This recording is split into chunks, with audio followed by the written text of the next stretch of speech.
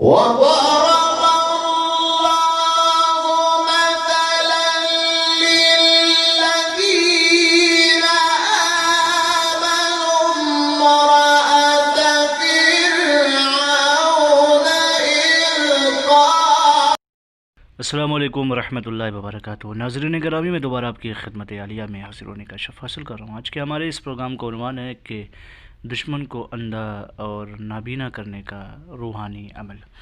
لیکن اس سے پہلے کہ اس عمل کے بارے میں آپ کی خدمت عالیہ میں کچھ عرض کروں، گزارش کرتا ہوں کہ محترم ناظرین یاد رکھیں، ہمارے جتنے بھی عمل ہوتے ہیں وہ صرف اور صرف جائز مقصد کے لیے ہوتے ہیں، ناجائز کاموں کے لیے، غلط کاموں کے لیے، حرام کاموں کے لیے ہماری طرف سے کسی کو بھی کسی طریقے کی کوئی اجازت نہیں ہے۔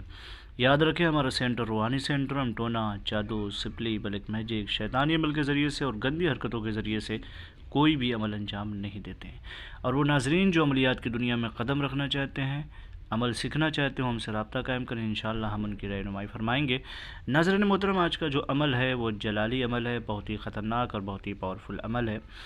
یہ دشمنوں کے لیے، خاص طور سے ایسا دشمن جو آپ کو پریشان کر رہا ہو، آپ اس کو سمجھاتے سمجھاتے تھک چکے ہیں، لیکن وہ غلط طریقے سے، سورس کے ذریعے سے یا پھر آپ کو مجبور سمجھ کر کے بہت ہی پریشان کر رہا ہو، تو ایسے سچویشن میں اس تعویذ مبارکہ کا استعمال کرنا چاہیے اور دشمن کو سبق سکھانے کے لیے اس عمل کا استعمال کرنا چاہیے۔ لیکن اس عمل کے استعمال سے پہلے میں ناظرین محترم آپ کی خدمت عالیہ میں عرض کر دوں، پہلے سوچ سمجھ لیں، آپ دیکھیں کہ آپ کے لیے صحیح ہے تو استعمال کریں، ورنہ مت کریں، نہ کریں تو بہتر ہے، اس لیے کہ بہت ہی پاورفل ہے۔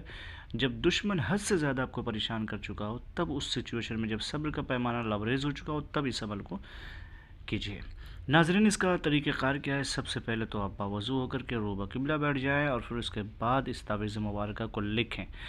اس کا وقت مقرر کیا ہے؟ طلوع فجر سے لے کر کے غروب آفتاب تک یہی وقت ہے، یعنی سورج کی کرنیں جب تک نمودار ہیں، جب تک سورج نمودار ہے تب تک اس کو ضرور کریں۔ سورج کے ڈوبنے کے بعد اس کو بالکل استعمال نہ کریں، بہت ہی خطرناک ہے اور اس کے موکل جو ہیں بہت ہی پاورفل ہے۔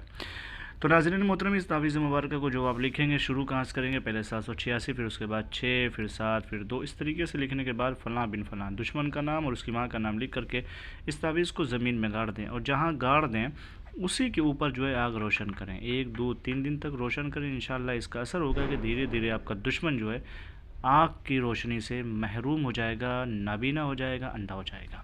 لیکن اس عمل کو کرنے سے پہلے بارہا سوچئے کہ جائز ہے کہ نہیں۔ اجازت کے لیے شرط اولیہ کی کمنٹ میں جائیں اور جانے کے بعد یا اللہ یا محمد لکھ دیں، ہماری طرف سے آپ کو اجازت مل جائے گی۔ انشاءاللہ پھر ملتے ہیں دوسری نشست میں، تب تک کے لیے خدا حافظ، اللہ حافظ، السلام علیکم ورحمۃ اللہ وبرکاتہ۔